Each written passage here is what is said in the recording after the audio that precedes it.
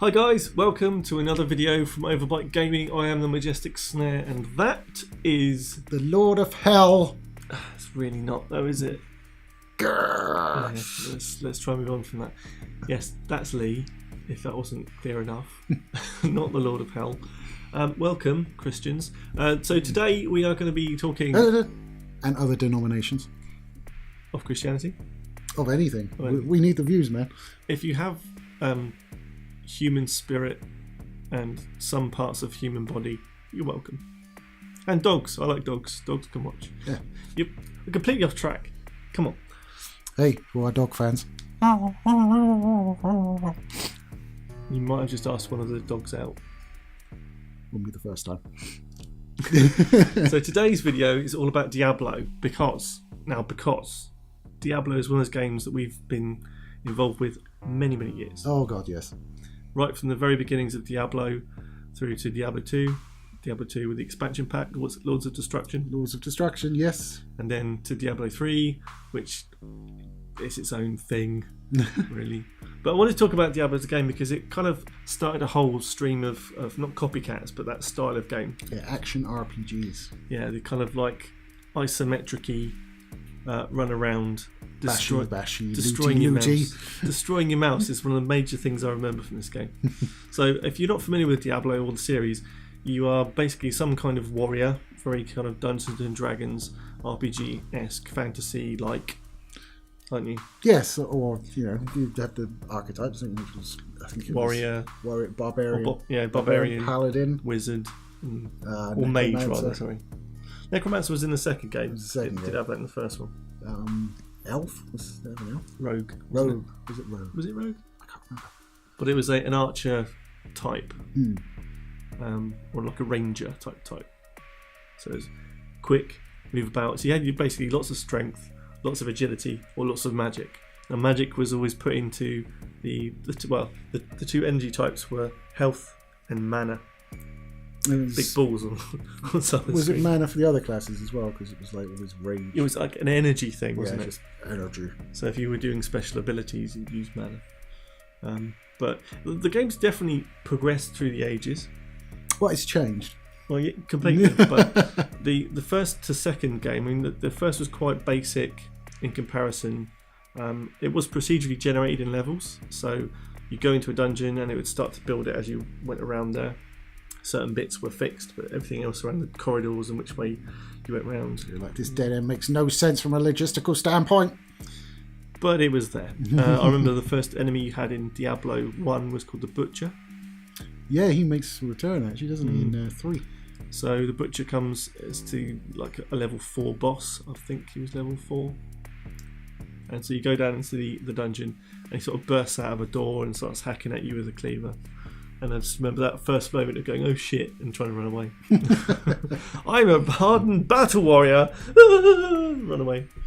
But I remember the beautiful thing about Diablo was like the loot, which has stayed with me in gaming ever since.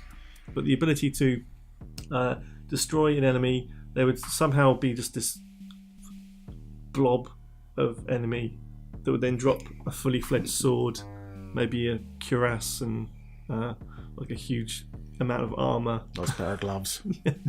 Why it's got that, no idea, but it was all about the loot. Yes, thank you, Wolf, for dropping a sword that you were eaten. And it was strange, but it was nice because then you take it back to the town you were kind of there to save. I think in the first game. Yeah, Tristram. Tristram. Yes. We're coming at this blind, so this is all memory. Just to point out. And which explains why I'm being quiet. So you had a character in the village. So you had a blacksmith.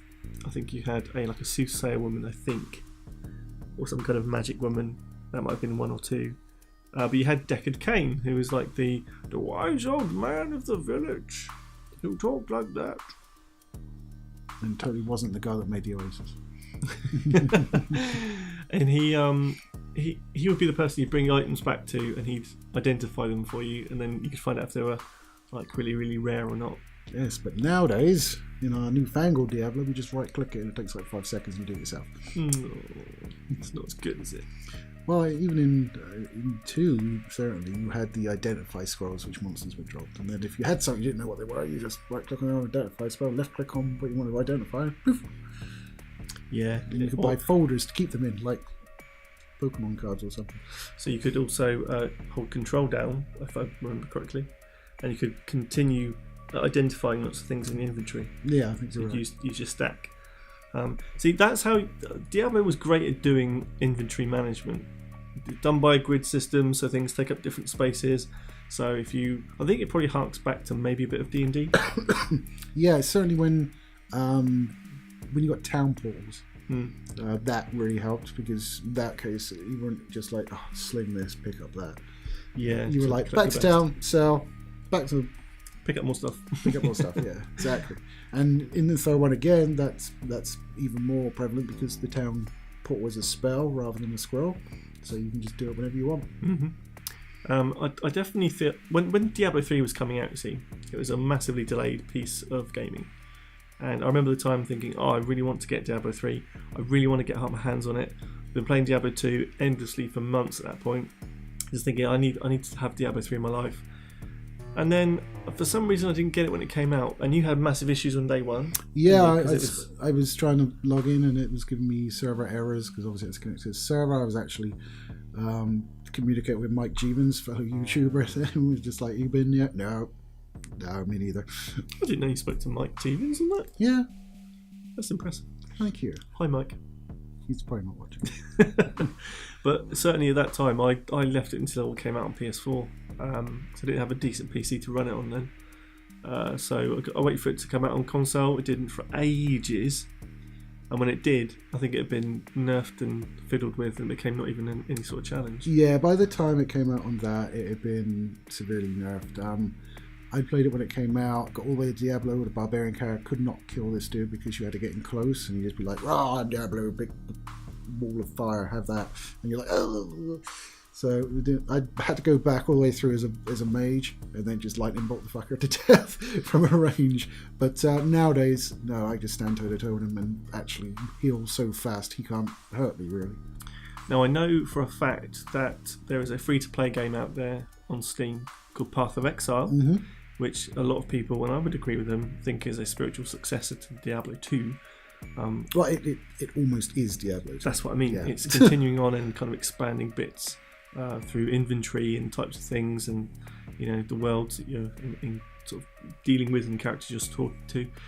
I really like Path of Exile. It's had a number of different releases over the last few months, and if you want your old school Diablo fix, you can get it there for free. Yeah, so, free to play, and the skill tree is fucking huge. Yeah. So you won't be lacking of things to upgrade and sort of do that. And that's the thing in Diablo. There was a lot of skill trees, but they were quite small, I think. Yeah, they definitely were. But they were sort of quite logical in how they would do it.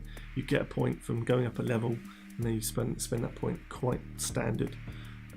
But the amount of loot you would get, and you'd always get like one piece of a really special set of armour, and you'd never see the rest of it. Because the way that it rolled stuff was just incredible. Like so much stuff involved. Yeah, it'd be like it would be like, oh, get the second piece and you get this benefit. Get the third piece, you get this benefit, and it was just like, yeah. Okay. And by the time you maybe got 2 out of the 3 pieces, it was such a low level that it was worthless putting on. Yeah, it was shit.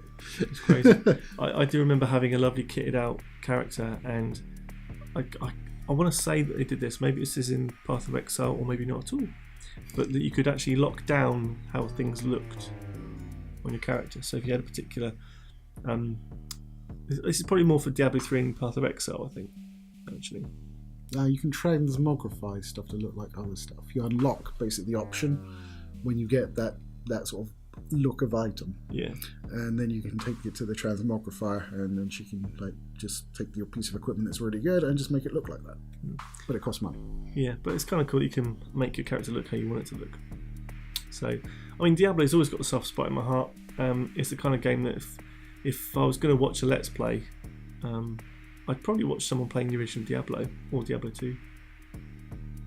Because I'm talking about Diablo right now, but at the same time, it's a game I could quite easily sit down with a couple of beers and watch someone play it. Yeah, it's fun. I mean, it just the amount of violence and the animations were fantastic. Let's not forget that the cut scenes Yeah, Like, Diablo 2, when you go out with the one that wielded the staff, I can't remember who it was. Is it Amazon? yeah, okay. Yeah. And you'd hit a skeleton. It made the most nice sound. No, it was just like when you hit him, it was like bonk. It's like just this staff hitting bone. It's awesome. But the cutscenes I just want to come back to, they were always amazing. Blizzard were just ahead of the game on that. Blizzard have always been good at that, even from like mind blowing. Warcraft, like the original, not the world. All the StarCraft stuff. Yeah. Just Steamroller. And I mean, I remember the end of the first game was just that kind of like, it wasn't shocking, but it was also kind of like, it wasn't a happy ending, and you didn't really get that very often in games back then. You didn't get a game that ended badly, or like in a kind of like oh no. Yeah, I've played very little Diablo 1, to be honest. I picked up with Diablo 2, finished that, and then got Lord of Destruction. That was good. Yeah. And then obviously was slavering at the jowls for Diablo 3 when it came out. And I still like Diablo 3. I know it's changed a lot and it's not as difficult, but it still scratches that hitting a load of monsters and getting loot itch for me. It's not a bad game. If you're thinking about picking it up for second hand or whatever, or even just getting off Steam and etc. or Blizzard, Blizzard Activision, Blizzard, whatever. If you pick it up there, it's fine. You can have a great time. But all I'm saying is that the original Diablo 2 was the peak Diablo point. Yeah, I think that's fair. I was able to complete Diablo 2 with Barbarian, so I managed it. Go me. But it wasn't something I'm really interested in going back and doing again because it was a lot tougher. I think with Diablo 2, I've played the same character through, you know, how you could go up the difficulties and keep the same equipment. Oh, the best thing was Battle.net, though. For what? Battle.net. When it was Battle.net. Yes. Yeah, I didn't really use Battle.net. Oh, you missed out. That was good. No, I didn't know how to have a connection back then. Ah. But saying that, I've taken a character through the game maybe like 5 or 6 times. Just because by going up a level and getting to a certain point, then you could actually deal with heavier enemies, get better loot, blah blah blah, it goes around in a circle. But did it a couple of times and it was good fun. I really enjoyed my kind of like escapism RPG, run into a different world and hack lots of things to bits.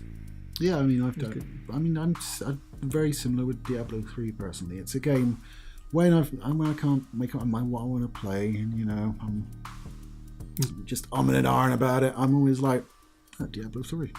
Yeah, it's a good fallback game because it's one of those ones where you can turn it on, have a good time. It doesn't really matter when you turn it off. No, I haven't spent as much time with Diablo 3 as I have any of the others. It's a bit of a shame. I've definitely spent more. So. But the thing is, it's the kind of game you think, well, that's the one to beat in that genre, easily, without question. Like Diablo 2, I'm talking. Yeah, I mean, you had Kingdoms of Amalur, I think, was like it. No. Or the Art of War. Art of War. There's a game that's very much like Diablo. There is Titan Quest. No, it wasn't. I know it's like that, but it's not. There's Loki. It's Harbinger, which is kind of like a futuristic one. What else? Nox.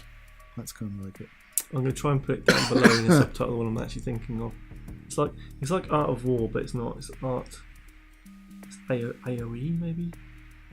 No, that's Age of Empires. It's not Age of Empires. Fuck it, I can't remember. But there's a game that's kind of like a little budget version. It scratched that Diablo itch for me. Okay. It was on the PS3, I think. PS3. Got on the PS3. Go on. No, I don't. This is really bugging me now. I have to look it up. But guys, you know, Diablo. We'd love to hear what you think about Diablo because there must be so many guys out there and girls who enjoyed playing Diablo back in the day. Yeah, do you like Diablo 3 or do you think it's a horrible abomination on the franchise? And what's going to come next? I mean, are they going to do something else? Are they going to continue the series? And stay on, we got StarCraft 3 coming, haven't we? Yeah, I mean, we're talking probably another 20 years before that comes out. But yeah, Blizzard do not move their asses when it comes to games. No.